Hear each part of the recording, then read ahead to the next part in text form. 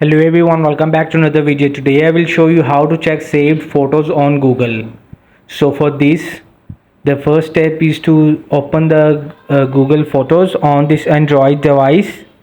So when it's open the Google Photos on this device, so if you don't have, you will just download it from the Play Store easily.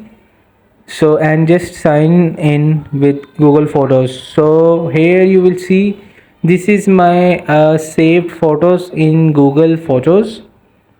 So you will see it will be saved. So you will see this is the saved photos and videos in this Google Photos, because it will upload it like my gallery photos back up. You will see it's very easy and simple. You will see at any time. So hope this video help you. Please don't forget to like and subscribe and get notified for more videos.